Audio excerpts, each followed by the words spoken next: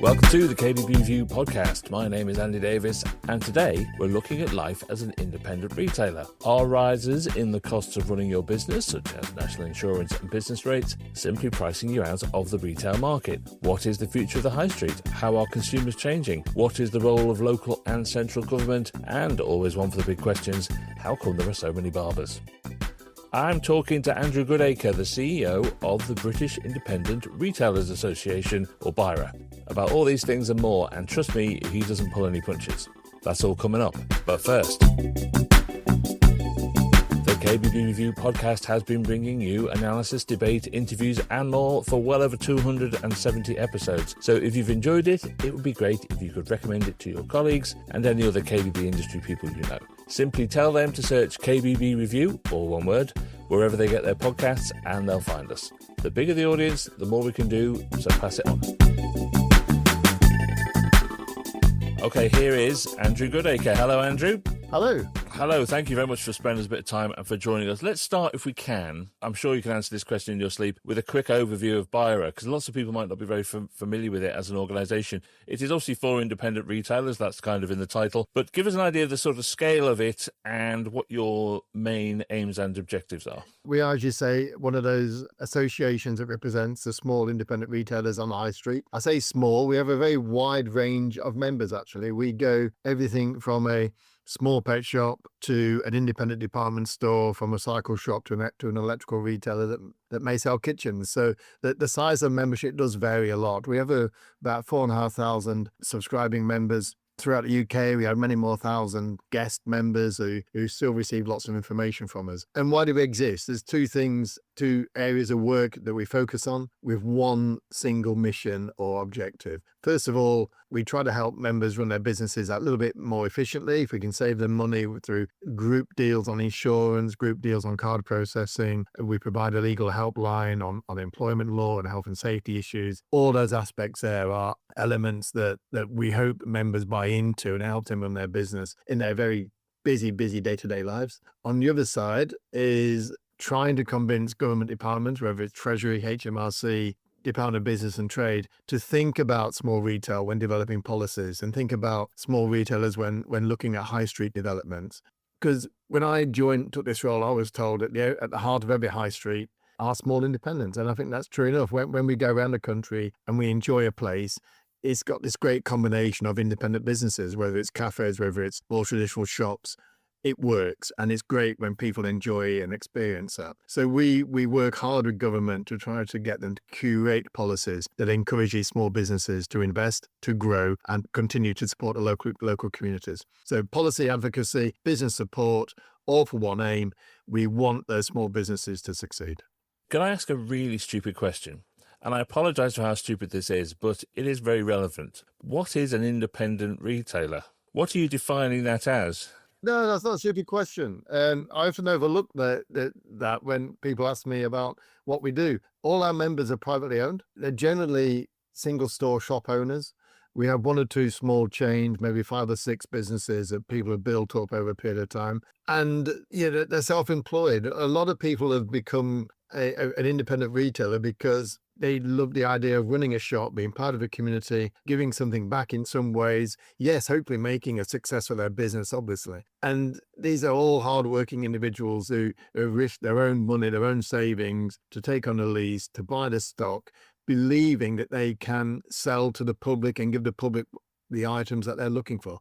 I think there's 6 million small businesses in the UK, and the independent retailer forms a very formidable part of that. Okay, so let's kind of break this down a little bit, because as you say, you've got thousands of members, and because by the nature of independent retail, as you describe it, that's thousands of people all running completely different businesses with a completely different point of view of what they're doing. So what do you think the main threats to them currently are? What are the 3 or 4 headline things that you have to pick and choose what you're going to work on and what you're going to lobby for? I think if you put it into various categories, so retailing is all about selling to people. So we look at how consumer habits have changed over the years. And we saw this with the rise of internet shopping pre-COVID. COVID gave it this big boost because shops were closed, as we know. And then it's kind of settled down to where it is now. We should still remember that in terms of the overall retail sales, it's still 70% is bought in shop.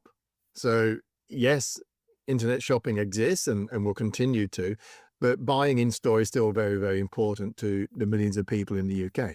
But it's not just the buying where people have changed. We've seen their consumer habits changing in how they find what they're looking for. So they're more likely to search online now to begin with and ask themselves a question: if I'm looking to buy a new blue shirt, do I put that in line first? Do I see where it is locally? And generally speaking, window shopping that used to be a case of pounding the streets and looking and popping into shops and see what you thought you liked, you're more likely to do sat in front of a screen in your home these days, or on your phone in your palm. So I think those consumer habits have changed, and all retailers of any size, large and small, have to change to match that. On the economic side, on the business side of it, that the retail model is under stress, it's under pressure. The costs of running a shop are rising all the time, and we've seen that since COVID. Energy costs have risen sharply. Business rates have gone up for many people over 100% this year. And the cost of labour continues to increase as well, whether it's national insurance contributions, whether it's a national living wage. All those elements mean that you have to drive sales even harder to balance off the increasing cost that's coming along. And yet the market is increasingly competitive. We're seeing large retailers discount for longer and deeper. We're seeing online continue to offer fantastic value as well.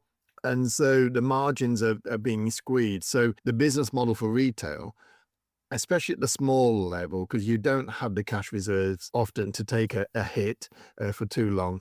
But the business model is really under stress as well. So that's another big challenge. How do you change your business model so that it's more efficient? And how do you, at the same time, change it so you're matching the needs of the shoppers out there as well? And I guess the third area, and it's linked to both of those two, is technology. And the rapid rise of technology, whether it's websites and development of websites, online shopping, but now AI is on there. Now, interestingly, I think our members are keen to know more about AI. It seems more accessible to them. They probably heard their children doing the homework through ChatGPT.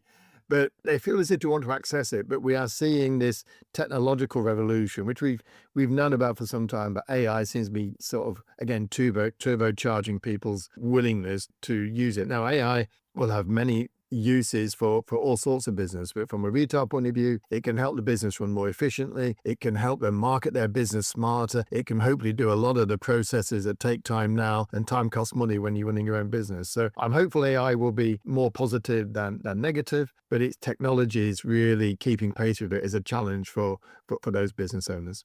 Let's step back a bit and talk about those rising costs. I talk to retailers all the time. That the national insurance rise has really hit them.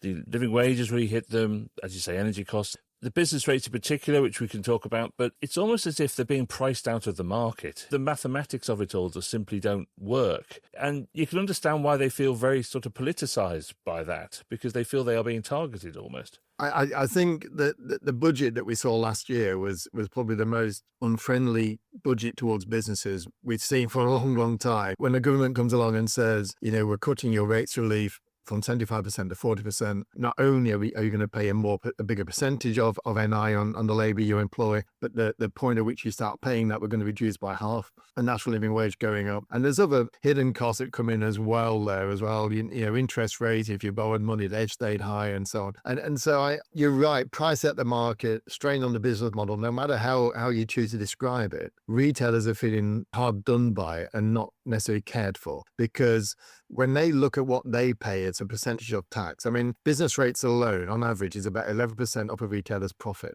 And it's not a huge profit to begin with. And yet, if you look at an online retailer, one of those large companies, what they pay in rates is probably less than 1% of their profitability. And it feels as if we've never really addressed the issue that taxation should follow where the money is to a certain extent.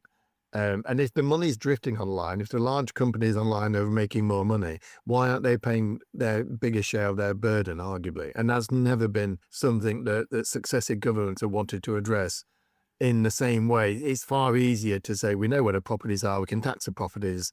That's very visible. It's very easy to implement. We'll carry on doing that.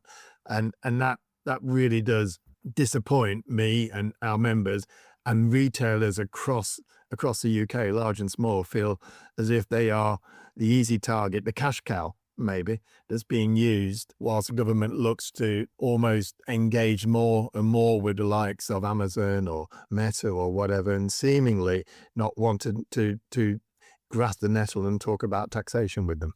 There are some reforms being discussed coming down the line. There's certainly part of the manifesto was a certain degree of rates reform, wasn't there? Too little, too late? I mean, you must have looked at the details of what they're proposing. It's certainly too little. What we've seen, straight after the budget, they released an indication what they were thinking of doing in 26, 27. This is the next tax year. And it's not getting any better, I'm afraid. What we've seen is a maximum 40% relief, but providing you are below £51,000 rateable value. Now, that £51,000 is too low a threshold. And what seems to be happening, sadly, is that the very smallest businesses, and many of our members who fall into this category, are getting more support. Your larger businesses, your chains will choose what they're doing. We're seeing what they're doing. They're leaving high street premises. They want to invest in retail parks and get bigger and better retail parks. So you're left with tens of thousands of medium-sized businesses, often privately owned, often in places where the large chains have already given up or don't want to be. But these are the people who will be above £51,000 rateable value. So their rates over 2 years in 26, 27 will have increased by over 300%. And they're also the employers. So they've had the biggest hit on national insurance. They're also more likely to want to invest in their business and grow because they're of a certain size and they see that potential, or would have been had they been given more support and a better economic headwind to do so. So there seems to be a willingness for this government at the moment with their rates reform to almost accept some business collateral in that mid-business size and say, well, okay, if you're big enough and good enough, you'll survive. But that's not really good enough for those business people and those hardworking. And also, a lot of those are the family businesses that are going to be hit by inheritance tax in some course as well. So it's a massive downside, and the reform that was trumpeted in the manifesto was subtly adjusted when they got into power, and now the reform being proposed doesn't go anywhere near enough in addressing the problems. Now, the government will argue we have no money, we can't do it, and we're well aware of those problems, and I don't doubt that the tariffs imposed by the Americans just recently will further enhance that argument and actually legitimately fuel the fears of damaging our economy. But that's not to say that you should just let retail disappear, because that's what will happen. If we're not careful, people will simply say, the lease is coming up, it's time for me to get out. And we're seeing that increasingly 14% vacancy rates on high streets has persisted now for 2 or 3 years. It's not coming down. It's not increasing, luckily, but it's certainly not coming down. Let's talk about high streets for a minute, if we can, because we put all that immediate financial pressure to one side. High streets have almost become this sort of slightly mythical ground of everyone's got a different theory about why high streets are failing, what needs to be done to rescue them. You're very much grassroots, you're very much on the ground. What are your priorities for mending that high street? It's basically money, isn't it? But money and legislation is what it comes down to. But is it that simple? I think there's some great examples of high streets out there, all around, large and small places. They've got great examples of high streets that we should be proud of and looking at. When I think about the good high street, you have that mix of business. So we've seen that shift over that time now, and you've probably got a lot of hospitality now out there, a lot of leisure out there and educational culture. So I think high streets need to be that more of a good mix of businesses that will increase dwell time in there. And that's what you need. You need people to feel as if, what's my reason for going out then? Why should I leave my house, my garden, and go out and visit a place? And if we have that in mind, we can do that. We have to make it easy for people to do that as well. I mentioned retail parks. If you look at the retail sector as a whole, and you look at, say, footfall, you can define retail locations by the type of place they are. You can have a visitor economy in a tourist spot. You can have local community dwellings, economies, and so on. But if you look at retail parks, and they're a little bit of a bane for me at the moment. Since COVID, they have recovered. They have 95% occupancy. Their footfall's about the same. And you ask yourself why. Well, normally they're very accessible, the roads are easy to get to, and it's 100% free parking, and lots of it. You come in to then look at any town, you say, well, how do I get into my local town? Well, I've got to navigate my way around. I've got to find somewhere to park that offers value, offers a chance to stay. If I try public transport, I live near Solihull in Birmingham, a nice place to visit normally. If I want to go on a bus, I can catch a bus in from where I live, but I get about half an hour before I have to catch one bus back out. We're not making it easy for people to spend time and access places. And so it's not just about investing in the town, the high street itself. It's saying, well, you're going to bring people here, make it easy for them to get there. And I know we're concerned about cars and the environment, and I'm equally concerned about that. So the investment in the infrastructure around it needs to work as well. And we need to have a more cohesive plan about how to bring people in and keep them in there and then excite them when they're in there and make them feel safe.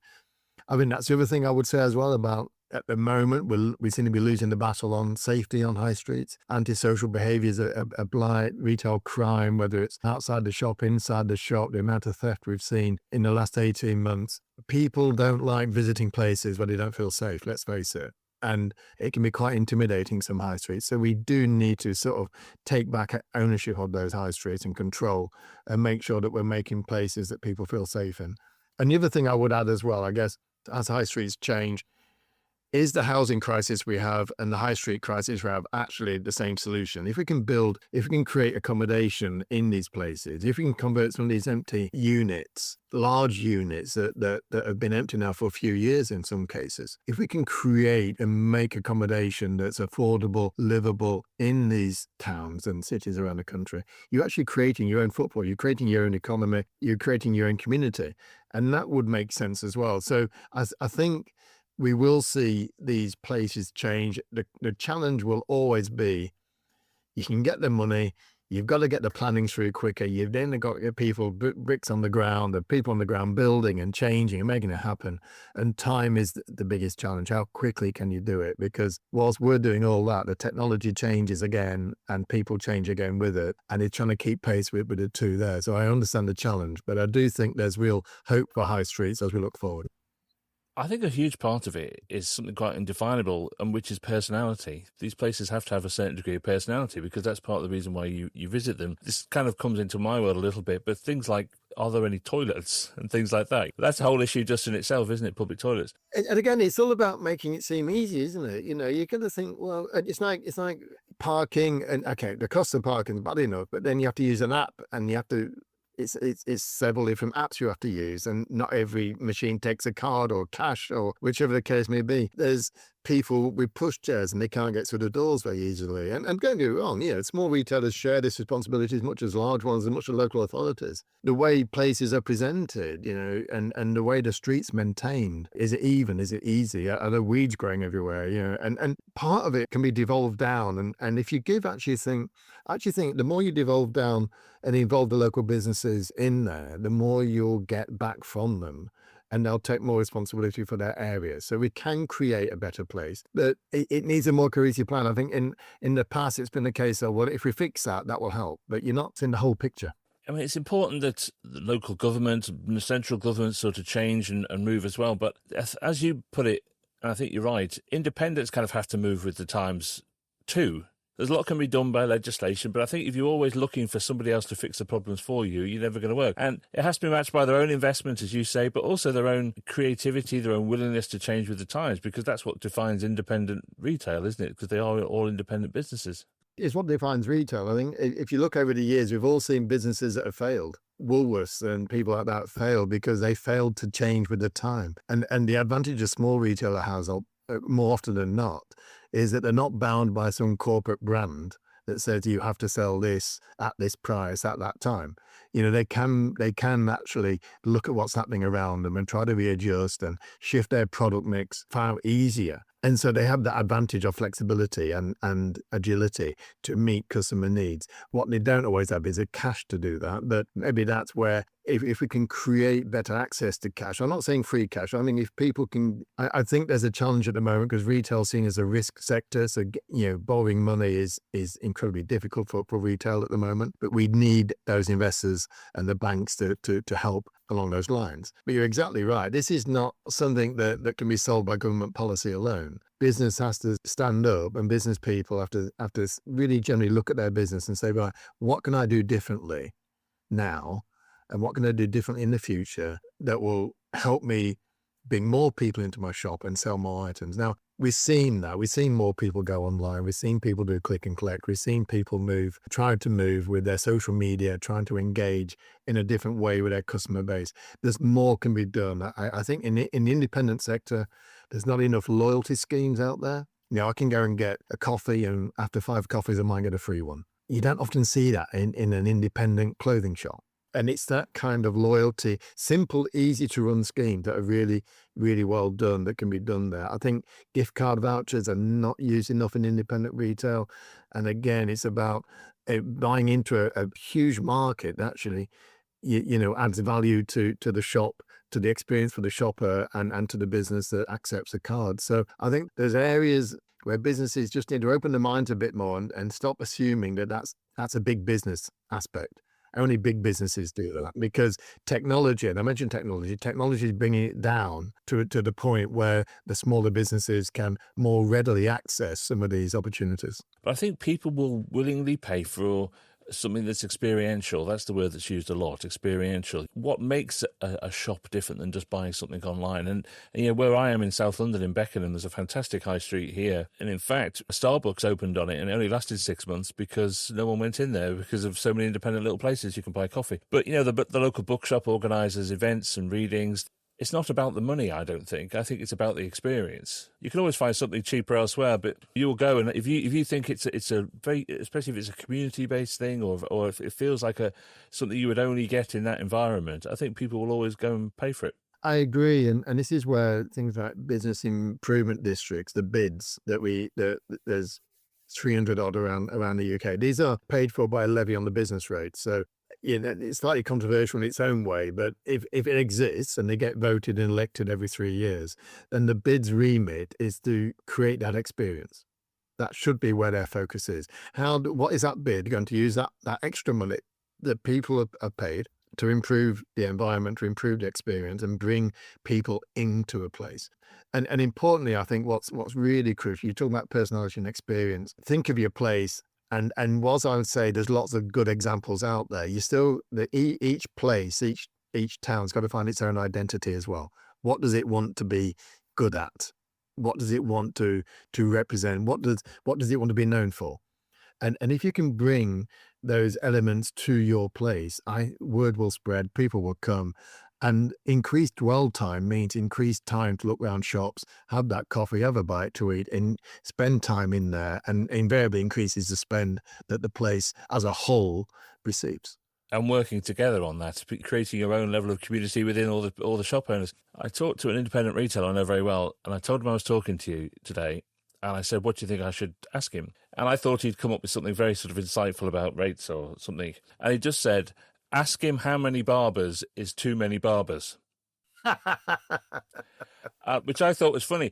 But then I looked it up, and the average number of barbers per 10,000 people has more than doubled in the last 10 years. It's the highest growth in terms of occupancy is barbers, as is vape shops, nail bars, and yet pubs are closing at an alarming rate, for example. So the shape of the high street is changing, but how do we keep the diversity of it? How do we encourage entrepreneurs to take a punt on new ideas? Because that's what independent retail is. Let's look at why barbers or charity shops have grown over the years. And in the case, it's about the business model being quite efficient. Charity shop, your stock's free, your labour's free, they're exempt from business rates. Yes, they're selling at very low pricing most of the time and so on. But generally speaking, the business model allows them to take advantage of those locations. With a barbers, a lot of it is, or hairdressers, a lot of it is self-employed people hiring a chair in a barber's. So the business model works in kind of, it's a group of self-employed barbers doing it. And again, consumer habits have changed, because I don't have a beard, but lots of people do. Lots of younger people are more interested in being groomed once every 2 weeks, as opposed to me, who might have a haircut every once every 6 to 8 weeks. So again, the nature of the opportunities there isn't good. You could argue more demand. But you're right. If we're not careful, we end up with a high street where you can only get your hair cut, your nails done, and buy secondhand clothes. And we have to stop that. We have to stop that. And the only way to do it is through planning and curation of a place, so that the local authority really recognises that yes, you may have an empty unit, but if you create another barber's on top of the 4 you've already got, you're not adding value to your place. You somehow got to find a way. But to get a new alternative offering in there, you've got to make it attractive enough for that business to come in. And this is where you want entrepreneurs to come in, but they need and and you need a runway into it, so if that's a rent-free period, if that is a pop-up shop becoming more permanent, if that is a 6-month lease instead of a 6-year lease, it allows a business to establish themselves and make their way forward. You may have some failures along the lines there, but at least you're trying something different all the time in those businesses. But it comes down to allowing the business to establish itself, come to terms with the cost base. And we talked about cost base right at the beginning, but the businesses that are growing on the high street often have a much lower cost base than the traditional shop might do, or even a cafe or a deli or a cheesemonger, because they're just far more expensive to run. It's interesting, barbers, because, well, two things with them. One, we've got loads of them around here, and I never knew what a nose wax was until I didn't even know that was a thing. You could have wax, but you could have your... But then as I get older, I realise how much you need a nose wax. Yeah. The other thing with barbers is, for some reason, all the barbers around here, their card machine always seems to be not working, so could they have cash, please? And card charges are a massive thing, aren't they? They really are for small businesses. That whole sector needs, again, successive governments have shied away from talking to MasterCard, Visa, whoever it may be, and some of the card brands saying, look, stop operating a cartel here, basically, because when one goes up, the other goes up, and they never come back down. And if people are paying more by card, as they are, there's no doubt that people are using cards more and their phones more to make a transaction, then actually there's a challenge there for the retailer. There's a cost that they didn't used to have, and that cost keeps going up, and they have no control over it. There's no challenge around it. So we are often working with the British Retail Consortium as well on this, to get more transparency and more competition into that market, because not even the challenger banks really challenge this market either. It's nothing short of a scandal how card companies are allowed to operate, and they're in a position of power because more and more people will use cards. There's no doubt about it. Generations below us will use cards more than we do, and it just feels wrong that it's dominated by two large players. Well, let's just conclude this with the one question you probably hate, which is, where's all this going? What is the future of retail in 5 years' time, 10 years' time? Yeah, this won't sit well with lots of people. Sadly, I think there'll be less shops. I have to say that. I think we've seen that decline over the years, and I don't see that. I see it slowing down, but I think that we will have less of those traditional shops. I think that's something to watch out for.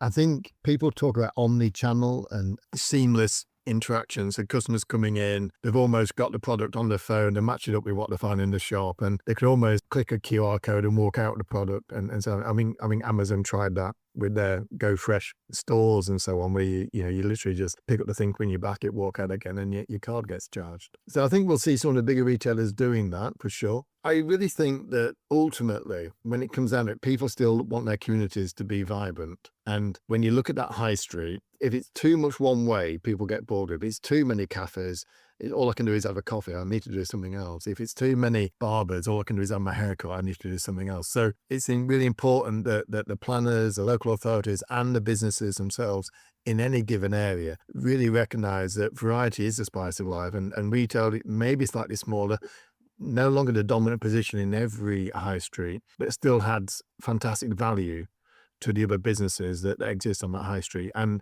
they're all interdependent on each other. The pubs, the restaurants, the cafes need shops as well, and shops need them, and you need those spaces to be safe and clean and green along with it. So it is an evolution. It will take time to see that. We've got some good examples. More will come along. What we'll end up with is less shops, but those people who can make a success of it, I think, will be fantastic at what they do and will be successful, and people will continue to buy in shops. I still think it'll continue to be preferred choice, because we are social people, social beings. We want to be out there, we want to touch and feel, we want to be part of something. And there's no doubt that the local areas where we live are massively important to us. So it is positive, but there will be some casualties along the way, I'm sad to say. But those who are able to make it work for them, those are the ones who are agile, changing, embracing technology, not being afraid of it, looking at the way they engage with customers and using that information carefully, those are the ones who will make a very good success of it and add value to their place. Well, Andrew, thank you so much for sparing us a bit of time. I mean, this is a huge, massive issue that we've absolutely solved nothing. We've barely scratched the surface, but it's always such an interesting point of view to have, and we'll have this conversation again, I'm sure. Yeah, and all retailers out there, have this conversation with your local MP, have this conversation with your local colleagues, work together more than anything else, because the voters like to know the high street is being looked after. And so it is massively important to politicians. They may not get that impression, but it's really important to them. And it's really important that they get the message at every level. We'll do it at a national level. I urge everyone to make sure that their concerns are expressed at a local level as well. Brilliant. We'll keep fighting the fight, and we'll speak again soon. Will do. Thanks a lot.